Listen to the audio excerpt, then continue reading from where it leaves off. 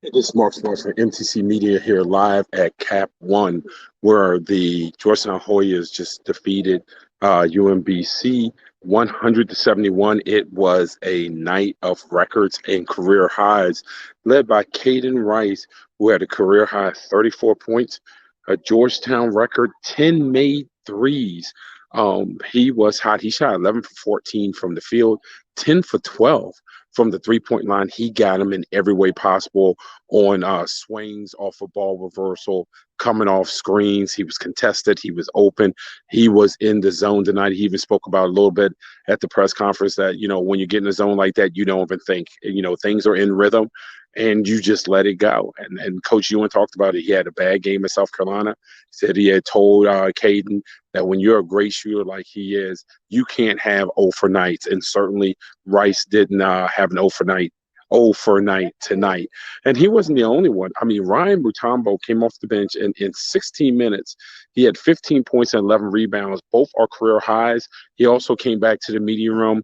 He talked about he was a little bit disappointed that he shot 7 for 15 because he said that is under 50%. But look, he got in deep today. He was active on the boards. He used his size. Still struggles a little bit defensively when you put him in action, put him in screen and roll. He does have a hard time keeping up with things, but he is progressing big time. And that 15 for 11 is very important for the Hoya offense. When you consider this, they create so much space and lanes for guys to drive that if you have a big that is offensively oriented, there is a lot of opportunity to score a lot of points there.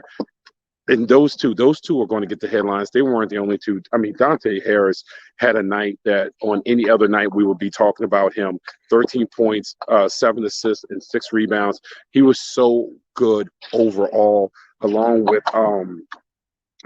Aminu Muhammad's night of 13 points and 10 rebounds. And one of the things that Patrick talked about, which is so true, that Muhammad is so good as a freshman. Not only does he get another double-double, but frequently he's on the opposing team's best perimeter player.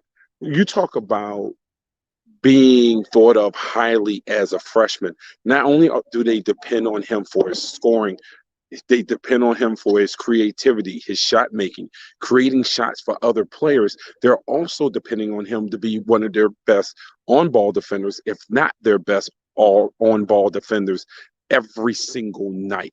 That tells you that sometimes those stars beside your name in high school don't represent who you are, but those 5 stars beside Muhammad's name coming to Georgetown does represent, what he has been so far. So Georgetown's next game is against rival Syracuse at noon Saturday here. Can Georgetown carry this into Saturday? It's going to be interesting against that Syracuse zone, along with the fact that Georgetown will have to defend Syracuse's three-point shooting. That's going to spread them out too.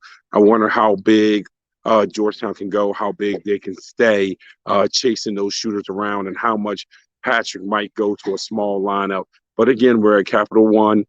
Final score, Georgetown 100, UMBC 71. This is Mark Washington from MTC Media.